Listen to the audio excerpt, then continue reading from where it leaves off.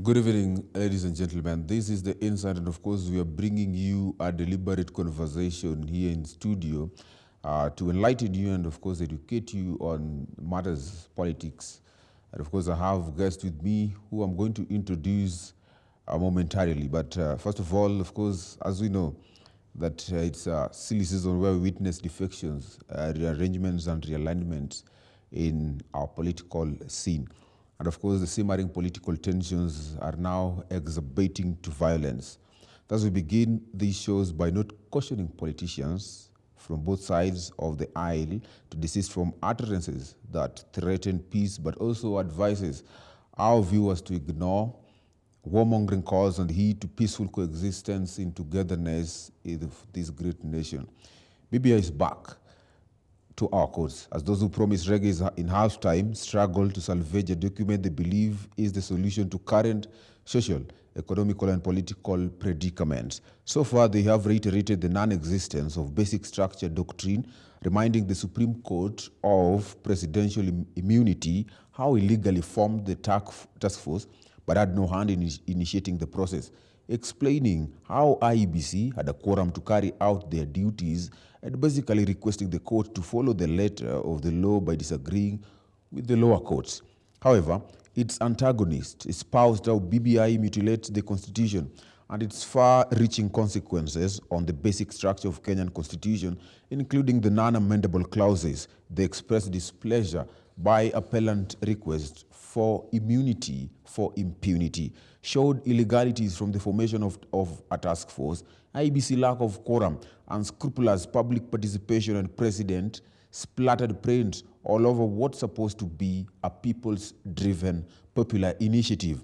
But even as we wait for the Supreme Court judges to retire and write their judgment, we are hereby warned of an incoming earthquake. Of course, the ANC party leader Musalia Mudavadi has notified Kenyans about his grand announcement that will rupture political tectonic plates in Kenya for a seismic earth tremor never witnessed before.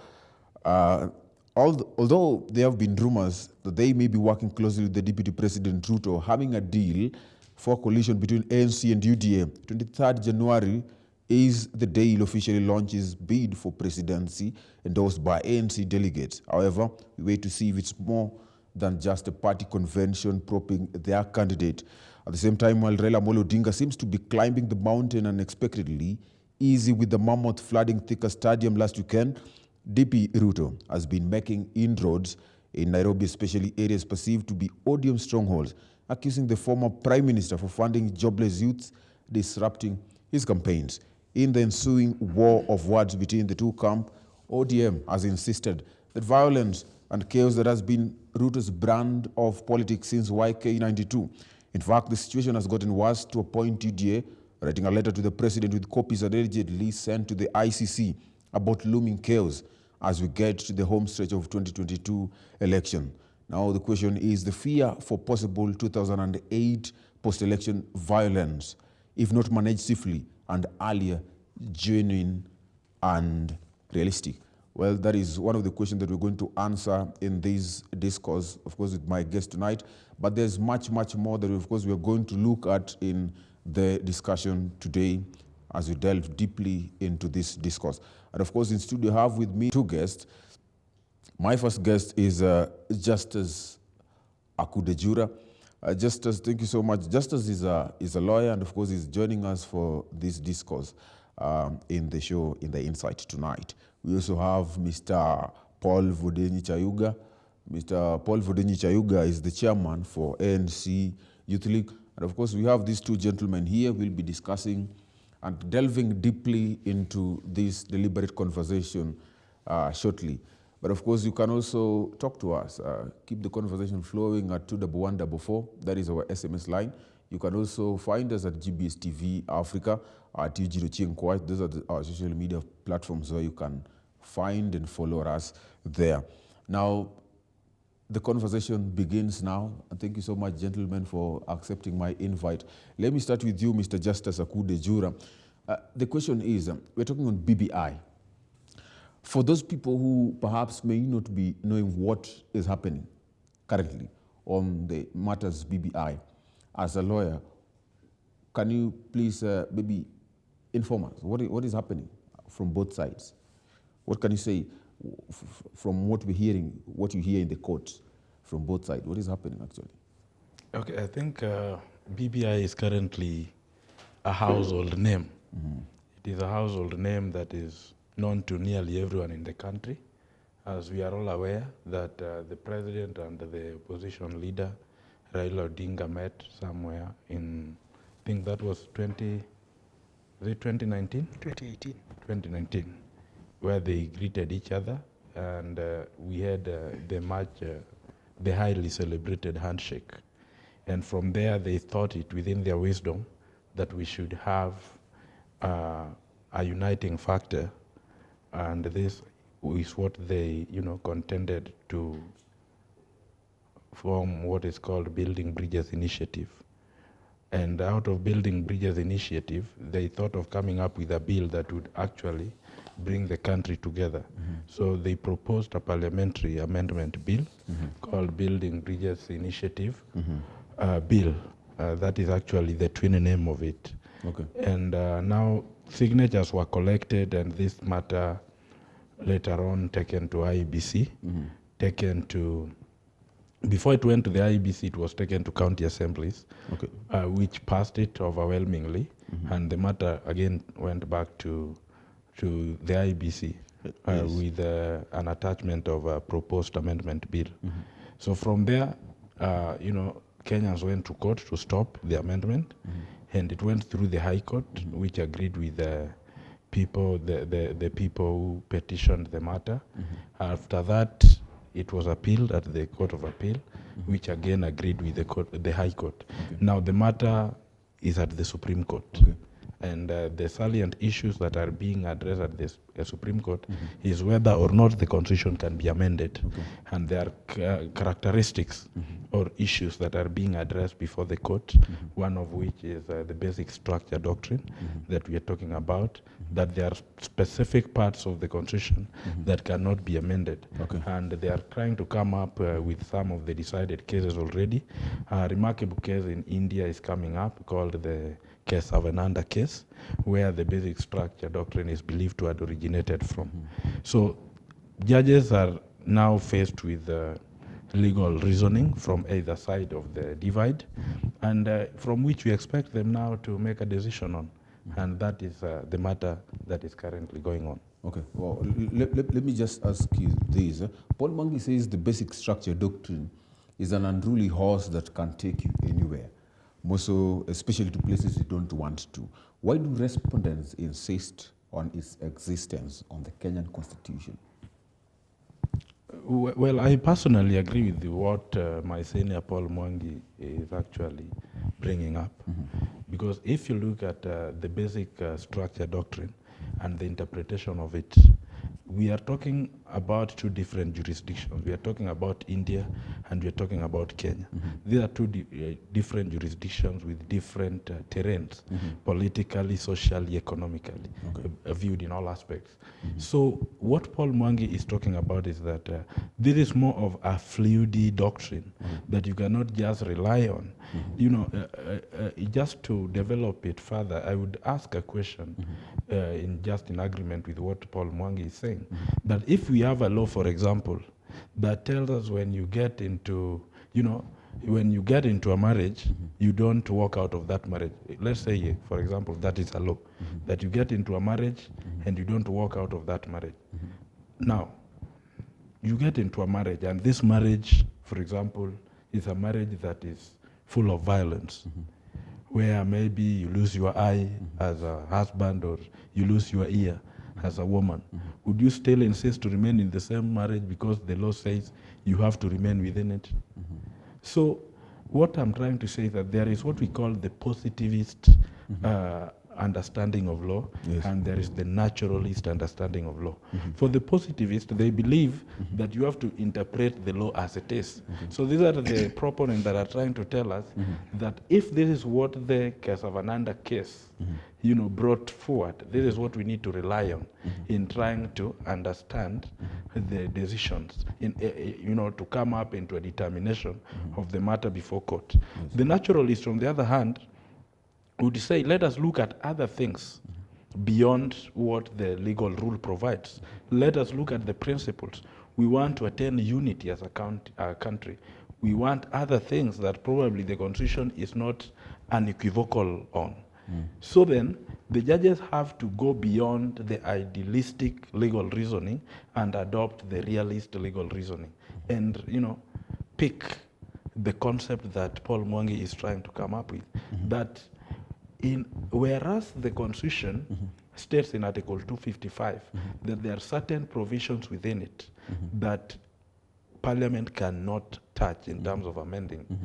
But it still proposes that the president can write to IEBC and subject the same to a referendum. Oh, okay. So let me ask you, is the Constitution unamendable?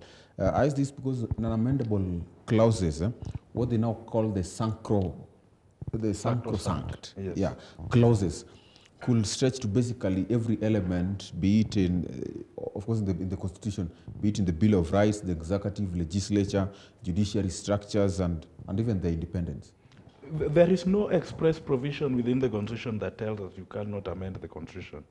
But if you look at the phrasing of Article 255, it just tells us on certain, certain issues within the law or within the structure of governance, things like the supremacy of the Constitution, things like the independence of the judiciary, the presidential term limit, among others, that ought not to be touched.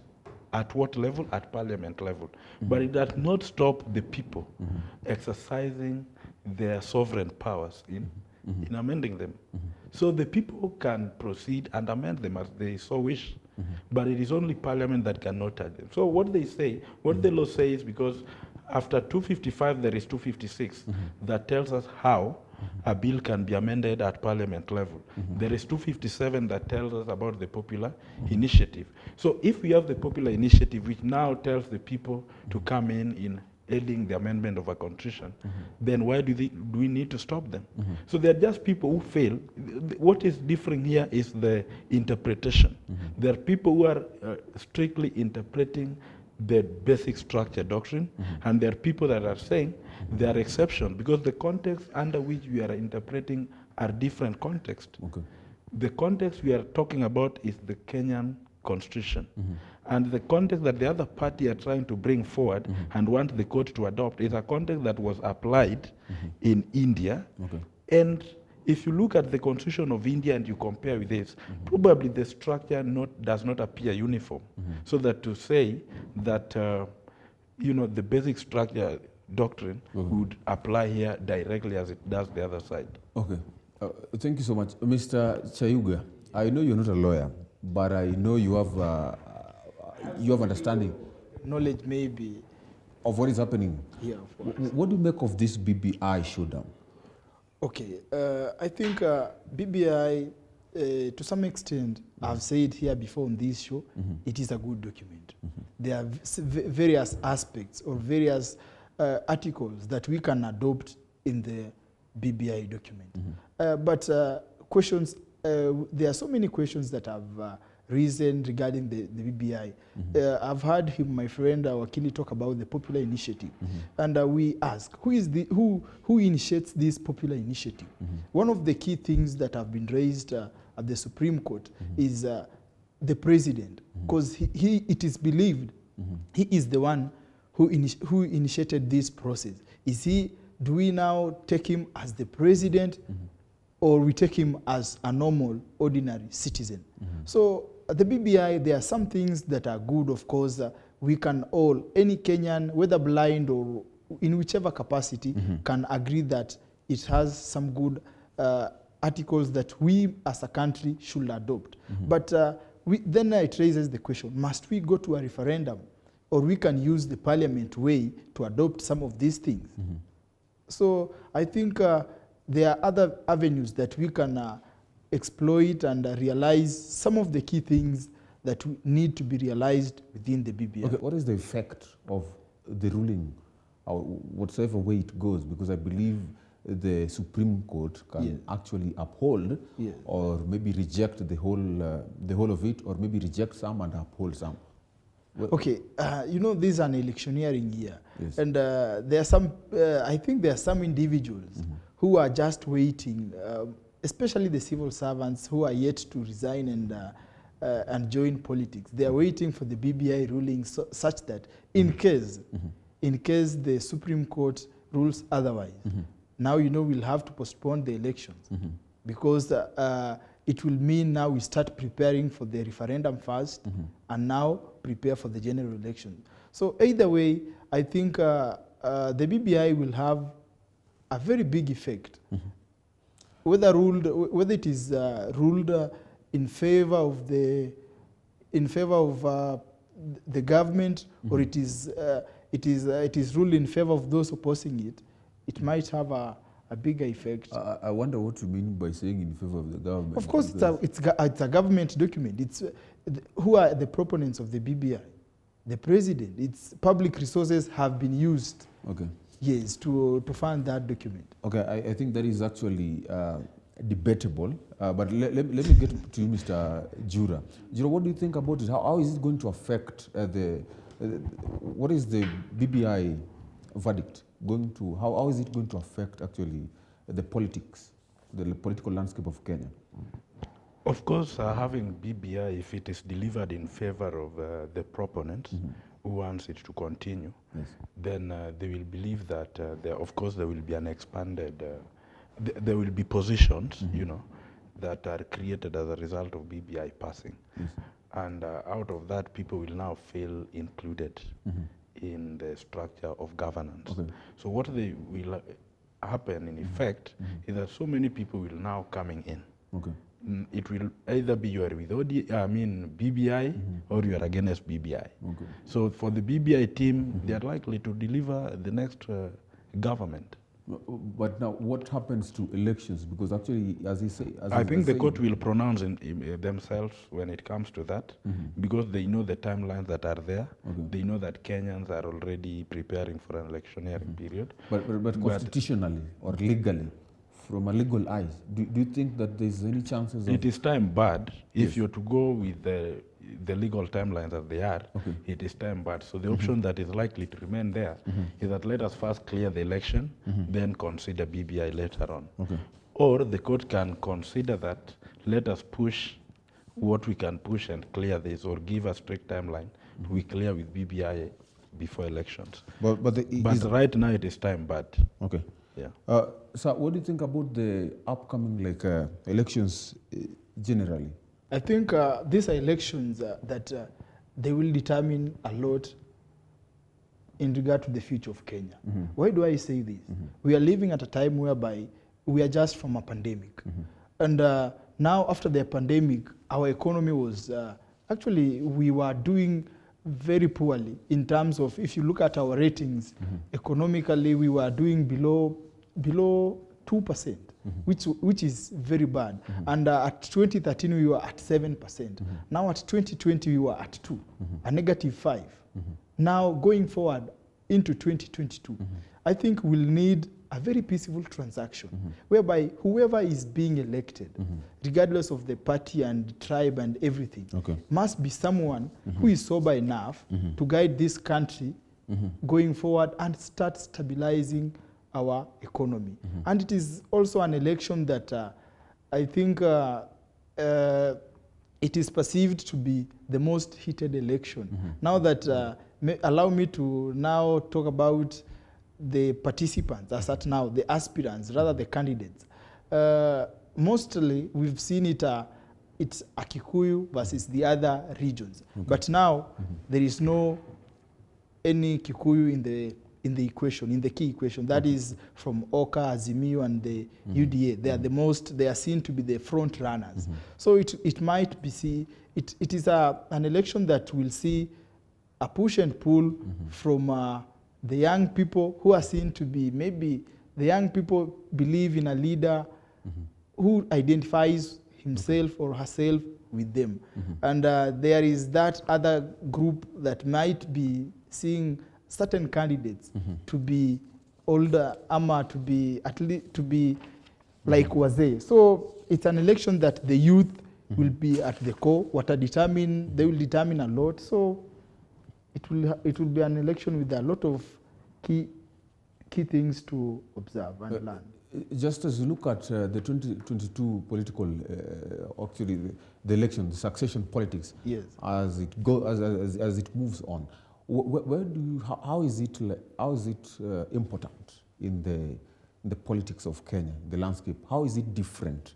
You look at it from the other, you compare them, you juxtapose the other elections that we've had in Kenya. Now you look at 2022, is it so critical in the future of Kenya?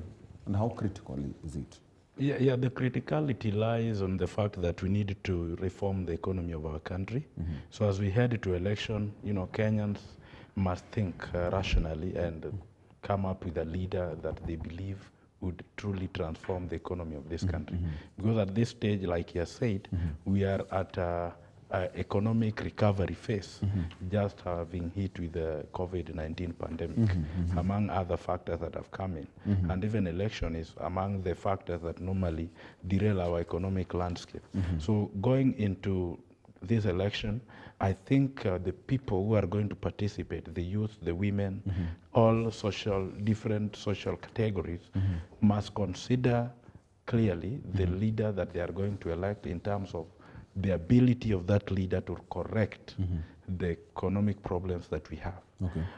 Well, comparing this election with the previous elections that we have had, this is one of the elections that for the first time in the history of Kenya, I see people are coming up with, ideas. It is more of ideologically oriented politics this time around. We have one side talking about bottom up, and we have another side talking about, Utu and reforming the economic landscape of our country. So I think it is now upon the people of Kenya, being the customers that are faced, where these people go to sell their ideas, that they adopt a leader that they believe in and a leader that will truly not cause issues to the Kenyans, so that we end up post-election, we end up getting into the same problem where we were before. Okay. So it is upon them, the Kenyans themselves.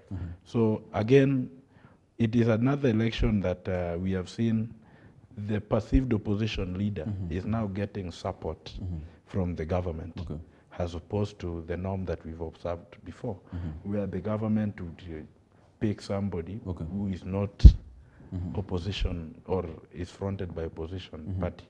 But this time, that has, it is something that we have witnessed. In 2002, Uhuru was Moi's project, and Moi endorsed him publicly, but he failed.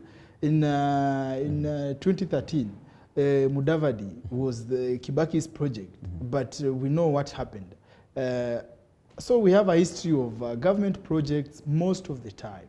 They don't sail through. So I believe it is a time we be the people's project. It is a time we shun from being the government's or whoever's project. Mr. Fudenya, I've known you as an ardent supporter of Raila Amolo Odinga, who actually ostensibly is a state project, as you're stating. Yes. Now, my question is, don't you think that perhaps this time round it might be a bit different, because the person being fronted as a state project is an equally strong candidate? Okay, as we move forward, politics has a number of dynamics, and it keeps on changing.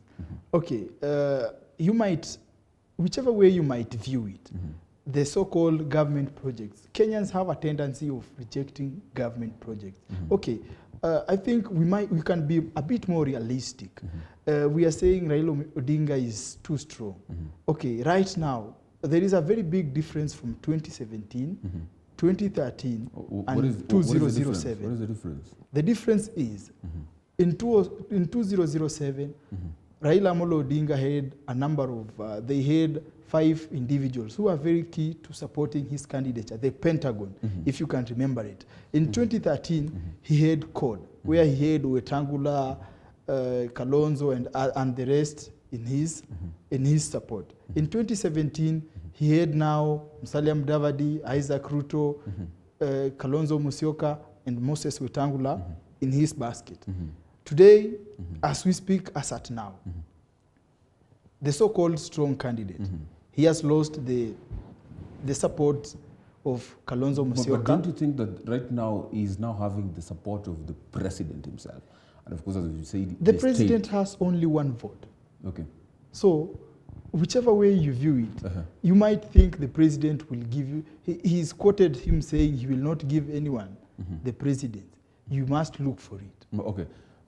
Mr. Justice, do you think that this time round, since a state is not only sponsoring any other candidate, like he has given an example of 2002, where we had a greenhorn, let me call him a greenhorn in politics by that time, that is President Uhuru Kenyatta, then a greenhorn in politics, was being supported as the flag bearer of KANU in 2002.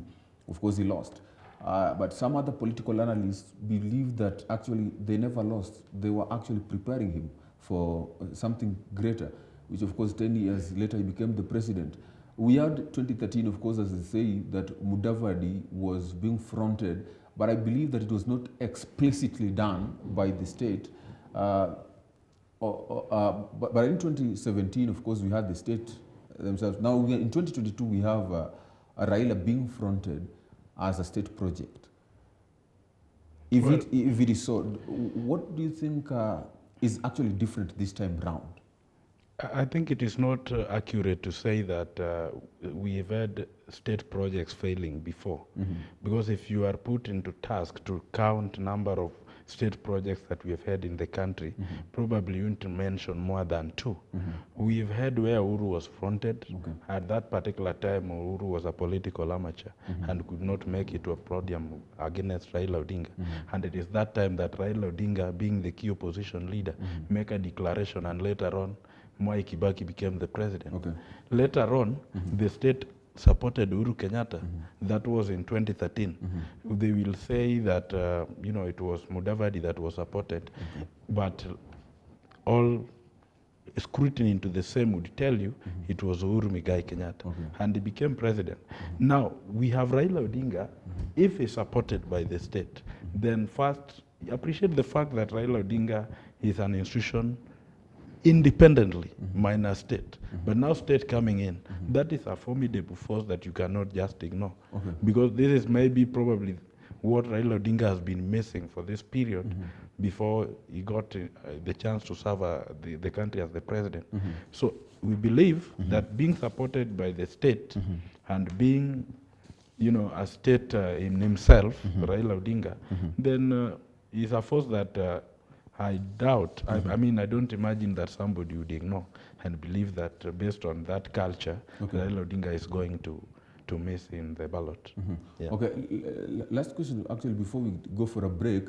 There's we are talking of 2022 politics, and we don't want to experience what we have seen in 2007 to 2008 post-election violence.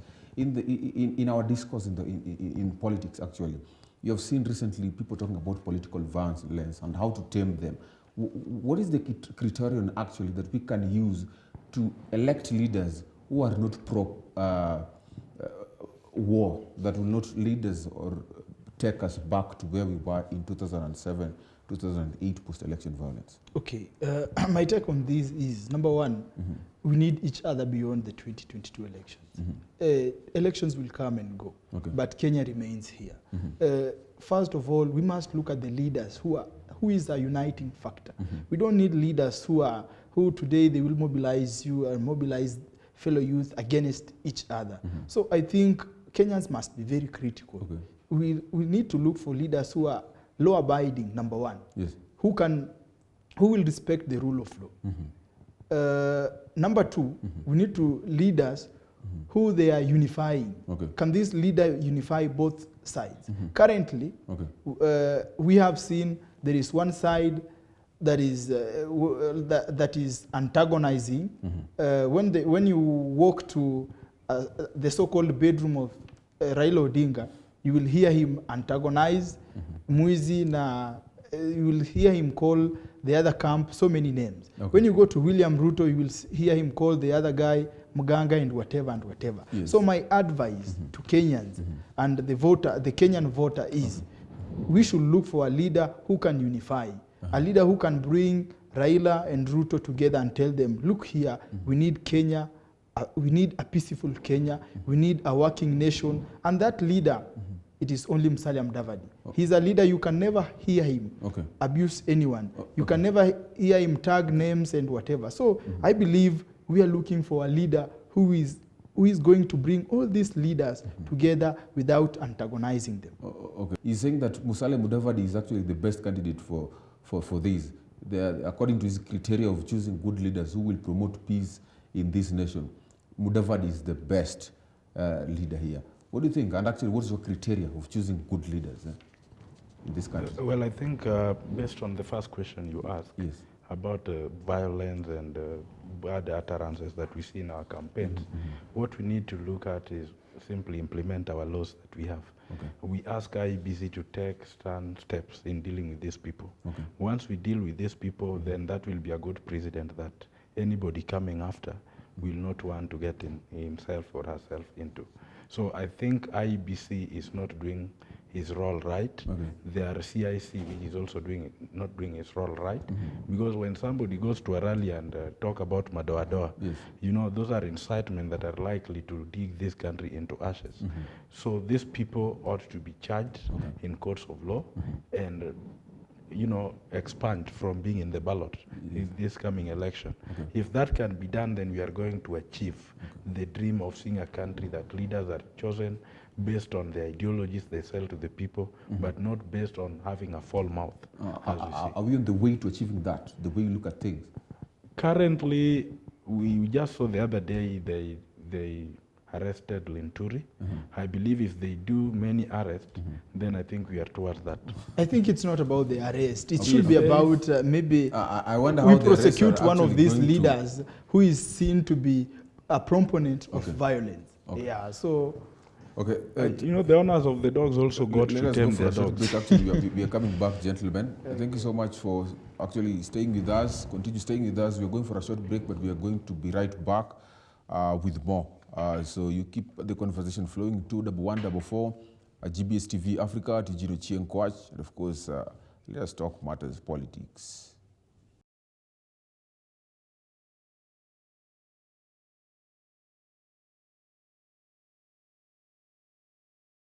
Welcome back, and thank you so much for staying with us. Of course, the conversation is still going on. Where you can find us 21144 SMS line at GBS TV Africa or Tijino Chienkwach. That is, of course, our social media platforms where you can interact with us.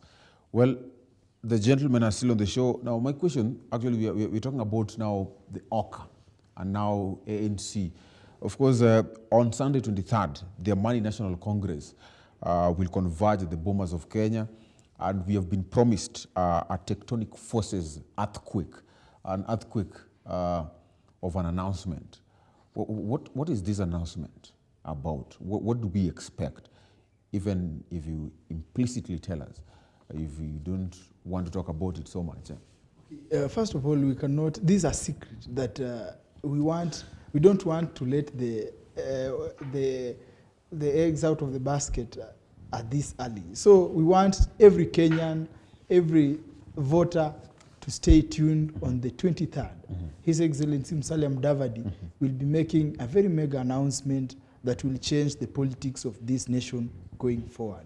So expect much, expect the earthquake that will really shake the political circles in this country. So what do you think about this earthquake that the ANC are talking about? Is it merely propping up a candidate, the NDC, then saying, this is our president? Or should we expect even more?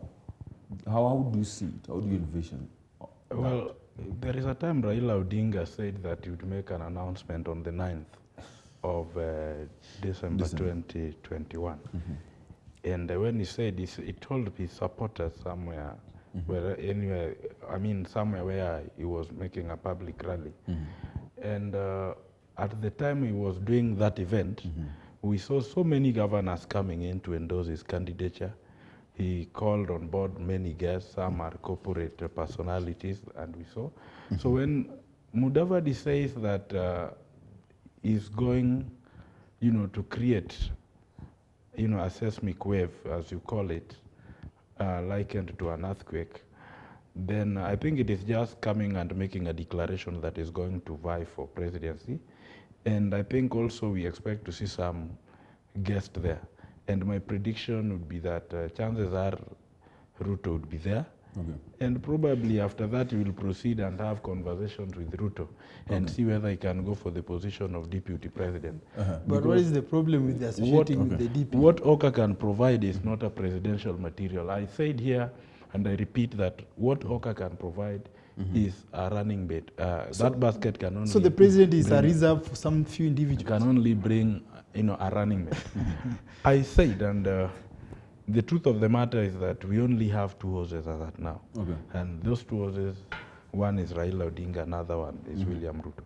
So you either join those two horses if you want any relevance in politics. But if you don't, then you are going towards the political oblivion. Do you actually believe what he says that ANC and UDA may be harming a deal? First of all, Yes. it is our democratic right to associate with anyone Okay. of our choice. Whether we associate with Raila, it is very much okay. Whether we associate ourselves with the DP, it is very much okay, as long as our ideologies they are rhyming. Okay. That should be very clear. And number two, any serious Kenyan can never underrate Oka. Okay. In the quest for the presidency, you can say it's a two-horse race, but I'm telling you here, there is the third invisible horse. Okay, leave alone Oka. We're talking about ANC, Yes. Musalia Mudavadi Yes. factor here. What do you think? Are they actually hammering a deal between ANC and UDA? Okay, it is too early to preempt that. Okay. We have 6 months to the general election. And as ANC party, we will meet people we would like to work together. And my party leader can be quoted anywhere on the public, in the public, saying that we are looking for friends. And we will look for friends, like-minded friends, people who will help us walk the journey to state house. Okay, you're talking about like-minded friends. Yes. And earlier on, you were talking about people who have got the same ideologies. Yes. Earlier on in the year, last year actually, there was a heated debate between bottom up, and of course we also had the other side. On the other side, of course, we had the One Kenya Lands and the ODM speaking one language. Yes. Do you want to tell me that things have changed and that you guys are now buying bottom-up economic approach? We are not buying the bottom-up economic approach. What we are buying, we all need a better economy. Okay. And ANC has been on the forefront, demanding for a working economy for every Kenyan. Even in parliament, through our member of parliament, we forwarded a bill on the debt ceiling in Kenya. So we want leaders who can ensure that our economy is working. If it's Raila Odinga, we will work with him. And if it is William Ruto, we will work with him. That is why we have Oka. We have Honorable Kalonzo Musyoka, we have William Kabogo, we have Moses Wetangula, we have Cyrus Jirongo, and others are joining. So any leader that is sharing our aspirations as a nation, then we are willing and ready to work with them. You're willing to work with even Ruto, with the bottom-up economic approach, which you guys were earliest criticizing. Is that what you mean? Okay. My point is we are willing to work with every leader, regardless of who they are. Regardless of their ideology. Our ideologies, we will sit down, work on our ideologies, and whatever we will present to Kenyans, it will be something that is workable. It is something that will revolve around our economy. UDA has got the bottom-up economic approach, which they've been fronting for quite a long time. Yes. I don't believe that they can maybe push it or maybe use another ideology different from what people have always known them with, because bottom-up has become even a trademark to the UDA. Do you tell me that if they are not ready to do away with the bottom-up economic approach, then you guys are not going to associate with them? We must not associate. It is not a must for us to associate with the UDA. That should be made clear. We can associate ourselves. But are you guys going to work with the UDA? It is too early. I've said it's too early to preempt Can you guys that. work? We Is can it work. possible? I've said it is possible for us to work with any Kenyan who we share same aspirations. Now, in what capacity is ANC going to work with UDA? With because Musalia Mudavadi says that they must be on he says he must be on the ballot. The deputy president cannot be a deputy president for another 10 years or so. Yeah. In what capacity are they going to work? I believe the deputy president is a gentleman, and he can say Mudavadi tosha, and Mudavadi will be on the ballot. Same to the Azimio guys. Okay. Raila is a gentleman, he's a statesman. He can say Mudavadi tosha, and we will work together. There is no hindrance to us working together with any of these guys. And we believe in the presidency, in the leadership of Musalia Mudavadi. So does it mean that your ideology becomes similar with the person that says Musalia tosha? Is it so? Whoever is associating with us, it's not about Musalia tosha. It's about the ideologies that we are selling to the people. Musalia is just the vision bearer, but we have a vision that it is written.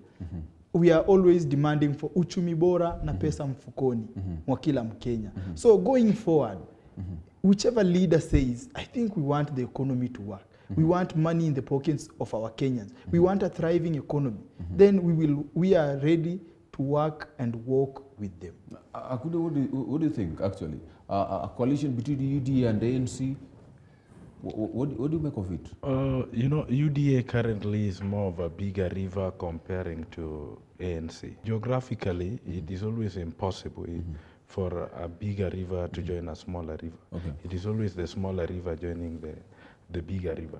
So if Musalia Mudavadi opts to work with Ruto, then I see him coming in to join UDA and probably shelving his party, because that is what Ruto has always been advocating for. Okay. That when you join me and you want us to work together, my party is a national party. Let us now fold all the village parties, all the region parties, and keep them aside. So that would mean then that Mudavadi is willing to fold his party so that he can join.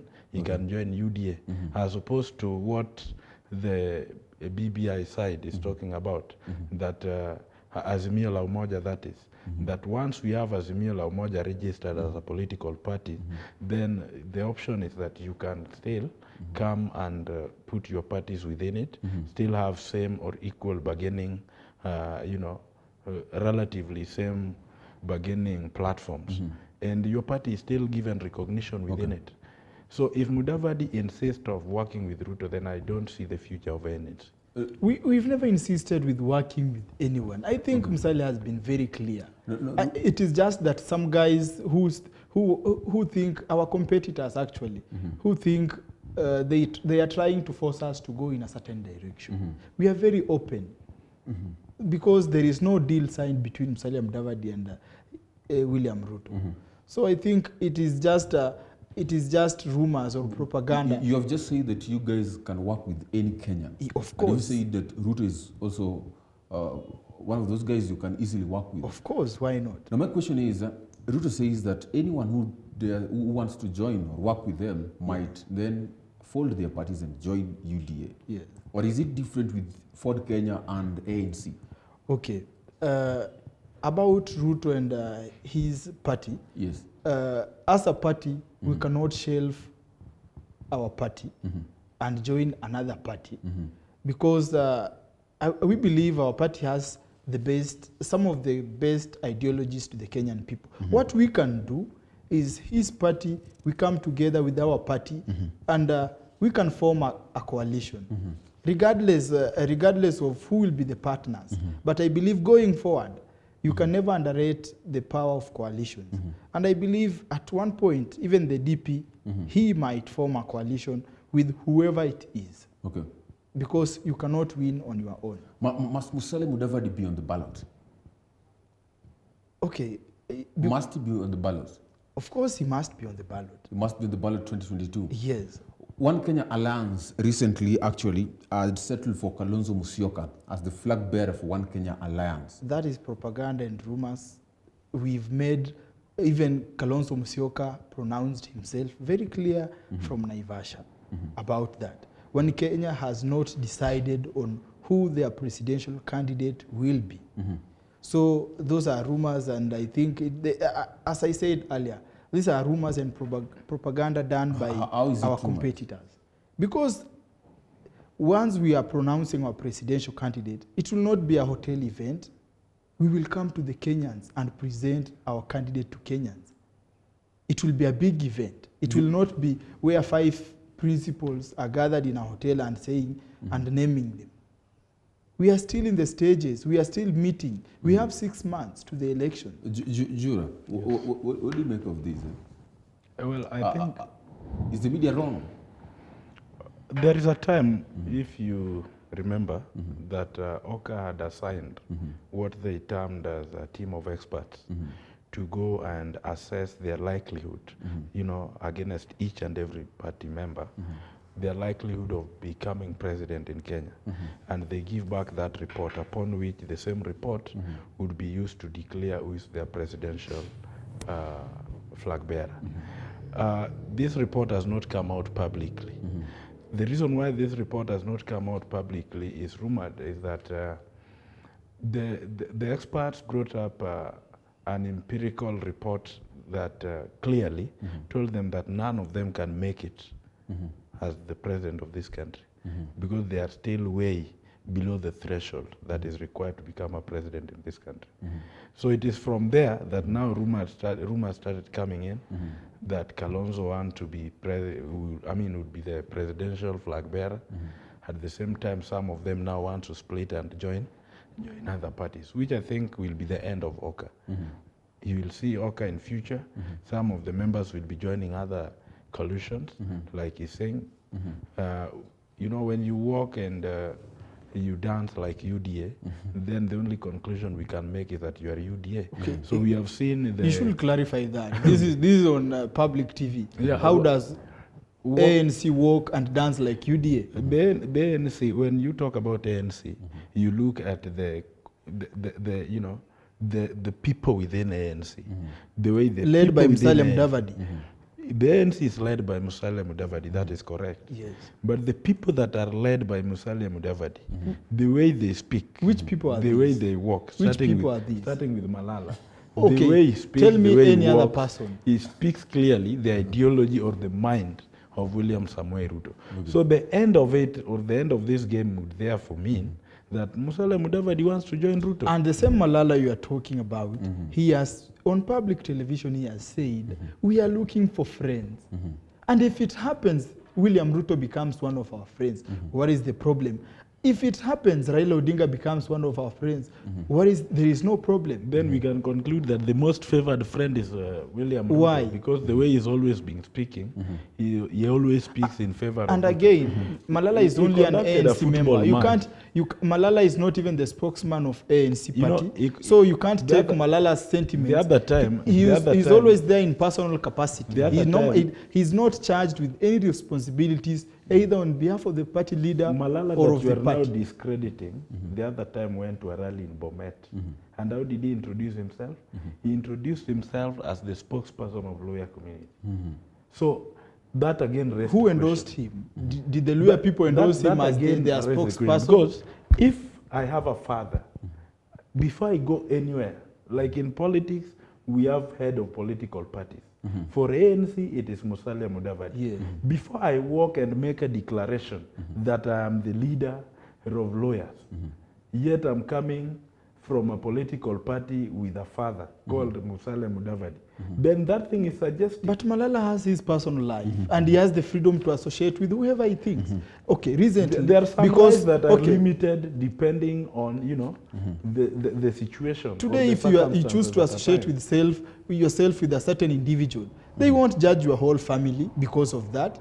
Because there are other people who subscribe to different ideologies. Then if that is the case, then what we can predict or we can summarize from what you're saying, that in future we are not going to see Malala in ANC. Malala is going to join UDA. And it is his right. And it is his will freedom. An ANC. But if he's speaking on behalf of the party, then ANC is with UDA. It is his right and freedom to associate with whoever he thinks. Cleophas Malala. Yes. maybe attending the Eldoret rally and inviting the deputy president to Mumias, can you say that the most favored friend is UDA? No, we can't say the most favored friend is UDA. Okay, if I remember in 2018, during the Cleo Malala Super Cup, Raila Odinga attended that event. So how do you now say that is a favored friend? Okay, we've seen the... And he ended up working with Raila that time. We've seen so many friends join us during the Cleo Malala Super Cup. So I think we cannot be always trying to tag a certain friend. These guys are trying to force us in a certain direction, the way they think we are going. This time round, Musalia Mudavadi is very unpredictable. You can't predict his move. You wait for Sunday. What is the future of Oka, actually? The future of Oka is clueless. His future is really clueless, because if you have people like Musalia Mudavadi, you are supposed to give Oka, good positioning in terms of 2022 politics, still being undecisive, because they are still very undecisive. Let us see what he's about to say during the declaration that he calls an earthquake. From there, I think we can predict, but I don't see Oka anywhere in the political equation. Should you decide to work with William Ruto, how is it going to affect the political matrix 2022? There is already divergent opinion within Oka itself. There are people who feel that let us go to Azimio. There are people who feel let us go to UDA. There are people that feel that let us do it ourselves. So, for example, 23rd, we're not talking about the 23rd earthquake. Should the ANC decide they're going to work with UDA, how is it going to affect the political landscape or the matrix 2022? Inconsequential. The reason why I look at this as inconsequential is because Musalia Mudavadi has not grasped to a good number the voters from his backyard to brag that I own my backyard and I can use my backyard in the national table. Which election are you using to measure that? Even in the recent, let us focus on the recently concluded by-elections. If it is something to go by. Jura, go on. Can you allow me finish? His backyard is still under the control of Raila Odinga. How do you measure that? A good percentage. How do you measure that?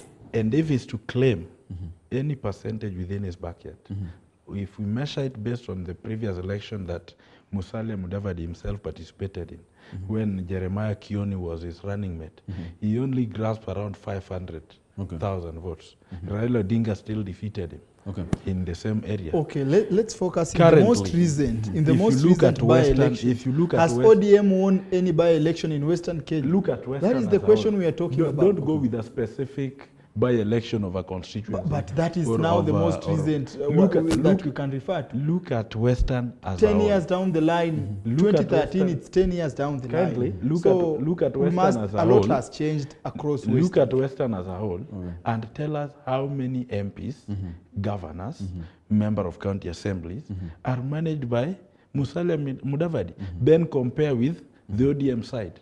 So we can conclude, because that record is there. Because if we lead you in number of members of assembly, in 2017, there were a lot of then you don't have matrices. Let me ask you this question. Yes. Is Musalia Mudavadi factor inconsequential in the 2022 matrix? I have said here, and I will repeat, anyone who is underrating Musalia Mudavadi, he's either insane or is not focused on winning the presidency. If you wake up tomorrow, you will see hashtags driven by all bloggers from the Azimio side, Robert Alai, Cyprian Nyakundi, and whoever. They all want to do a hashtag, either painting him as a bad guy or a good guy. When you go to the other side, the UDA guys, they also want to associate with him. That tells you what? This is the man of the moment. Musalia Mudavadi is a key determinant. Bloggers want to associate with him. Not bloggers, okay.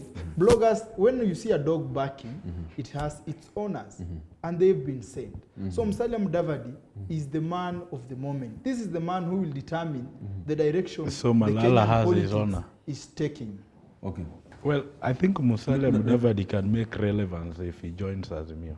Yes. And that relevance can give him some token that he can use or leverage on in the, in 2027 elections. He can provide a perfect presidential candidate. Because at that time now, Raila Odinga probably won't be in the arena to compete. And chances are he's likely to endorse Musalia Mudavadi. Actually, Mount Kenya Unity Forum and One Kenya Lands had met earlier, last year, late last year, I mean. What is actually the game plan? Were they to work together, or did the meeting just end that way? And if so, if they are to work together, then what is the game plan? Okay, going forward, we are looking for friends. And the Mount Kenya Unity Forum through William Kabogo, we've seen Justin Muturi, and we've recently even met Martha Karua.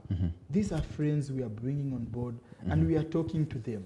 We are courting them slowly by slowly to see, is it possible for us to work together? That is why we are promising you an earthquake going forward, because whatever we are going to bring on the table, it will shock many.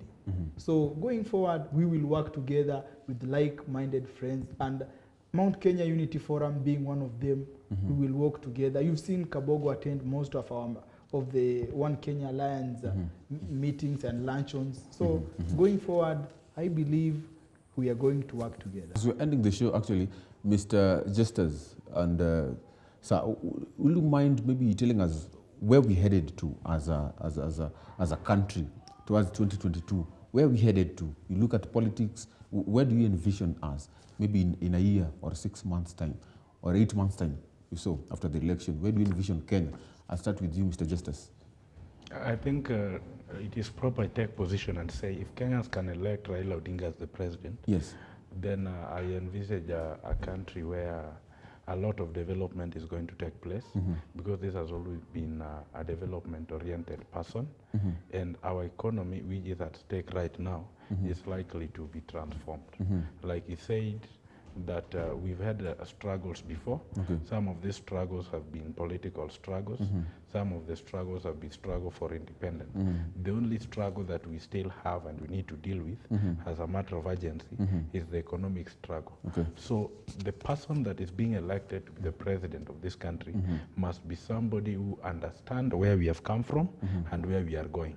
He understands and appreciates the inefficiencies that we've had in terms of governance before, and he believes that he can correct them going forward, and so we can have a future that is guaranteed for all, where youth can be guaranteed employment opportunities, all categories of the social class, be it persons living with disability, people suffering from HIV and AIDS, can access opportunities in government, where all participants in all will have an opportunity. Thank you so much. Mr. Paul. Okay, in a nutshell, yes, Kenya needs 20 seconds. Kenya needs a leader who respects the rule of law. Sure. We don't need a leader who will plan on how to topple the government, a leader who can sow himself in. We need a leader who will respect the rule of law. Number two, we'll need a leader who will safeguard our economy. And it is on record, Musalia Mudavadi, as the youngest Minister of Finance during the economic depression, he was able to save the Kenya from the economic depression. So I believe, and I urge fellow Kenyans, going forward, this is a transition. We need a peaceful leader, a leader who will help us realize our economic dreams. And the safest pair of hands, the man who I believe he will deliver a peaceful nation and a thriving nation, a nation that is stable economically, is none other than His Excellency Musalia Mudavadi. Thank you so much, gentlemen, for honoring my invite once again. Of course, we're waiting for the 23rd. That will be on a Sunday. We'll be waiting for tectonic forces. And of course, from the meteorological department, we have been told to seek higher places, higher grounds, so that when Musalia Mudavadi earthquake is happening, then we do not get to get hurt. Anyway, that was for today. We are short of time. But anyway, thank you for joining us on The Insight tonight. You probably know that if it is Friday, every Friday 8 p.m., then we always have this discourse here in The Insight. My name is Eugene Ochieng Kwach. And of course, we thank you so much. On behalf of everyone else who has made this happen and a success, we want to wish you a good Friday and a good night.